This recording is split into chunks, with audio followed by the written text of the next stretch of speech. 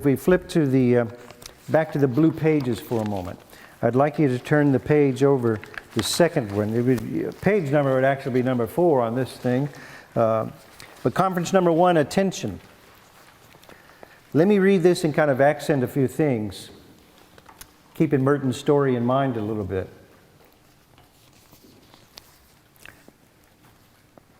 I'll talk a little more, then if you have some thoughts or some questions to get the day started, we'll open for that.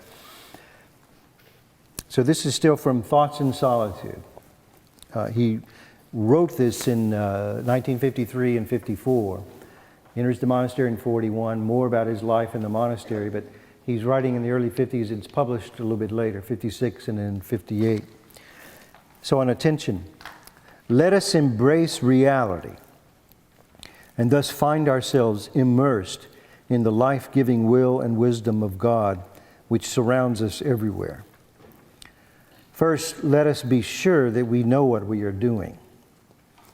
Faith alone can give us the light to see that God's will is to be found in our everyday life. To keep ourselves spiritually alive, we must constantly renew our faith. We are like pilots of fog-bound steamers, peering into the gloom in front of us, listening for the sounds of other ships. And we can only reach our harbor if we keep alert. The spiritual life is, then, first of all, a matter of keeping awake. We must not lose our sensitivity to spiritual inspirations. We must always be able to respond to the slightest warnings that speak, as though by a hidden instinct in the depth of the soul that is spiritually alive.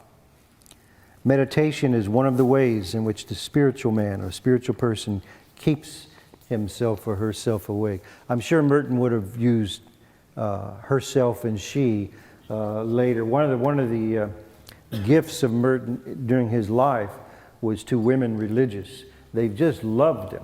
Of course, he loved women, so there was a tension there. But sisters, with their conferences, there's a wonderful book called The Springs of Contemplation, which is a collection of transcriptions of the conferences he gave to a couple groups of nuns. And it's a beautiful book, and he's not writing, he's speaking. And when he spoke, he was much more fluid, candid, casual, informal. Especially when he was, and you could hear some of those nuns laugh and giggle even, and they were just, they weren't in awe of him. He knew something about freedom and liberation, and they felt really bound in the church.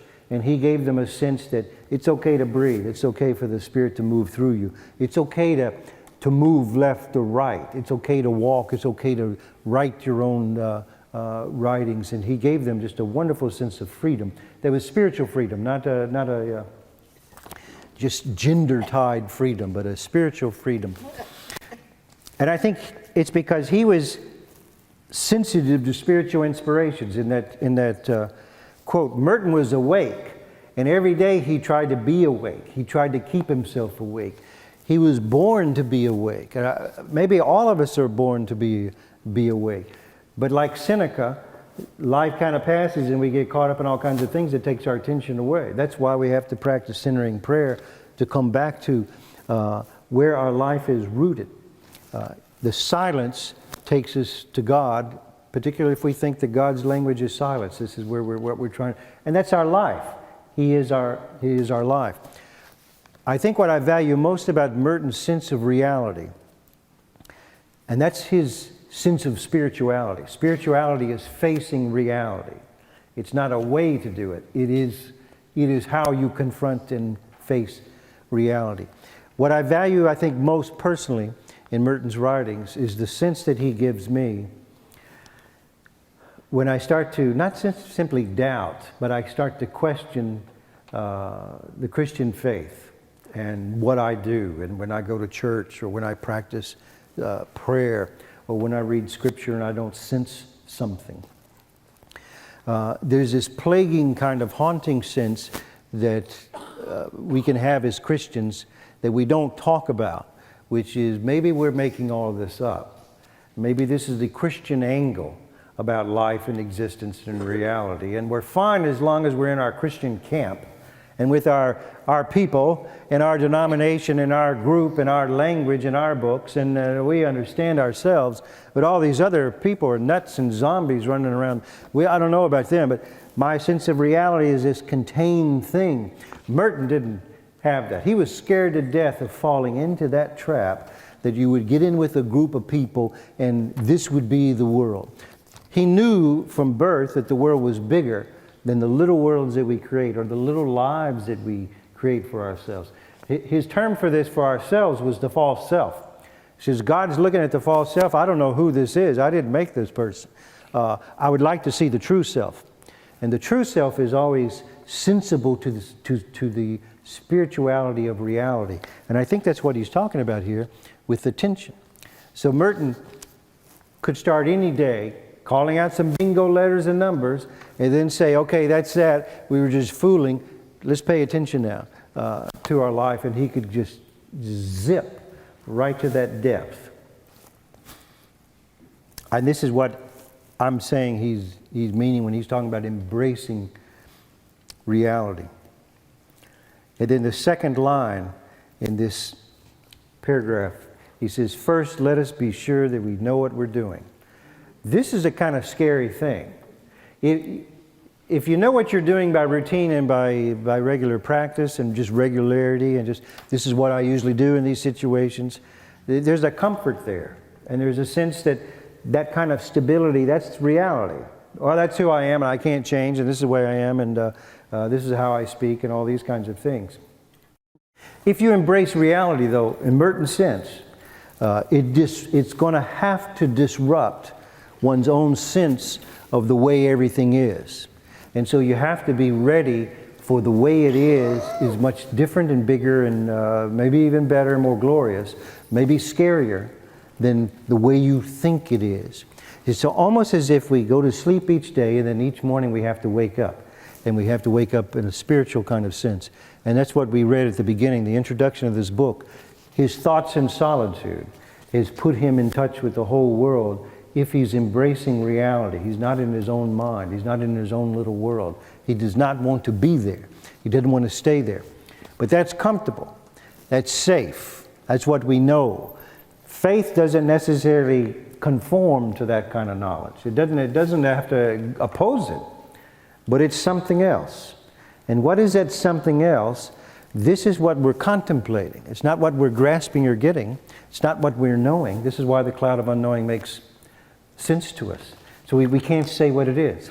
I really love films a lot, and I don't know how you think about movies. I don't know if is it okay to talk about movies on the Contemplative Outreach Conference. I've seen some zingers lately, but I'm teaching a course on contemplation in the cinema right now. This is everybody's mad now because I'm in Florida. We were supposed to have movies last night, and it was going to be a rough one.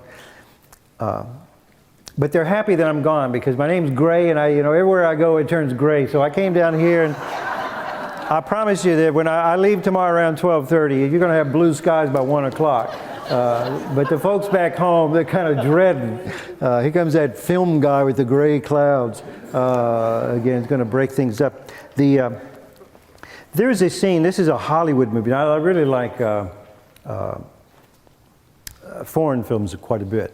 The one that just won the Academy Award for Best Foreign Film is called Ida.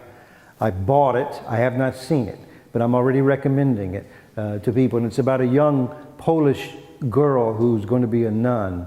And I think, and I don't know the story, I haven't seen it, but I think the mother of the house wants her to sort of find herself a little bit and go back to her roots and find some things out about her family. And it's the director who won the award, someone called me, I wasn't watching, I don't have cable, and said, Gray, this sounds like one of your kind of movies. The director said, to Hollywood, it's amazing that this film won. It's a film about silence and contemplation. Who cares about that? Well, I thought, I got about how much is it? Doesn't matter. Let's just send it to me, please. So look for it. It's a black and white Polish film called Ida, I-D-A. It sounds like it's wonderful. It should be right up our alley. But the movie I was just thinking of, was not something like that, but it was Close Encounters with the Third Kind. Now, there's a scene in this movie, they said, with Steven Spielberg, the actor Richard Dreyfuss is driving his family nuts. He's got a vision of something and he doesn't know what it is. But he's sitting at the dinner table, do you recall this? And he starts heaping mashed potatoes on his plate.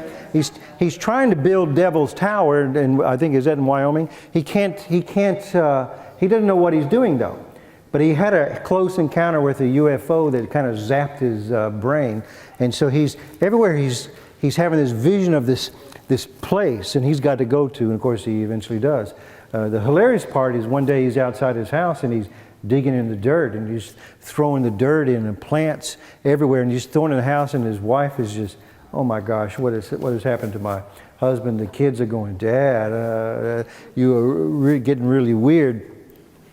But to me, I've always identified with that. This was somebody who didn't know what they were doing, but they had to keep following it. They had to keep doing it. And everybody around them said, you're nuts, you're crazy. I feel like Merton must have sensed that. And even when he got into the monastery, some of the monks said, what are you talking about? That's not what we do here. Contemplation, we're doing something a little different. Some of them were a little resistant to what he was saying. But he didn't even know when he became a monk what contemplation was. He didn't go in to be contemplative. He just had to follow something. And as you go through his life and you read his words about the spiritual life, everything he wrote was just sort of coming out of him. He didn't sit down to write books about topics. He wrote things, and as soon as he wrote it, he was glad it was done. He didn't look back. He didn't reread things. He went on to the next thing. It's like almost as like journaling. If you journal, you don't necessarily go back, oh, I remember that. That was I was so good then. You just keep writing because you're trying to, it's not about what you're saying. It doesn't go anywhere. It is to get out. It is to get expressed. It's like the soul has to be expressed. And so you keep moving. Buddhists know about this when they do mandalas with sand art. And they make these exquisite designs, so intricate. And then within a few seconds after it's so beautiful, before you can pull out your smartphone and take a picture, they smear it all together. And you just cringe. If you've ever seen this, you go, oh my gosh, you really don't get it, do you? At least let us get a picture.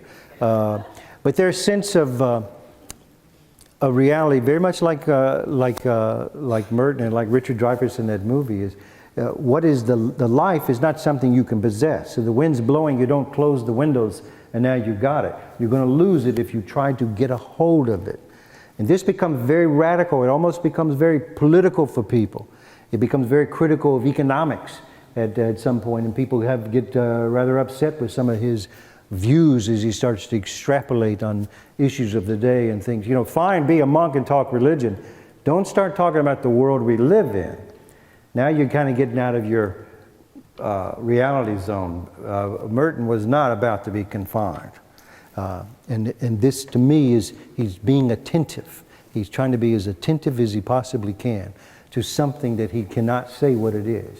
And the author of The Cloud of Unknowing knows this.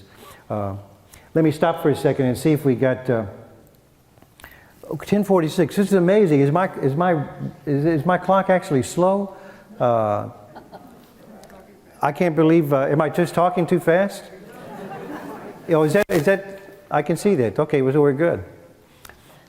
I was just showing a clock. Now I came from a residence, and this is no complaint, Father Jim, but there were like 5 clocks in there, and every one of them was different. That's why I was a little late to prayer last night. I kept going from room to room. But wait. Then I had my own, and I didn't trust my own time.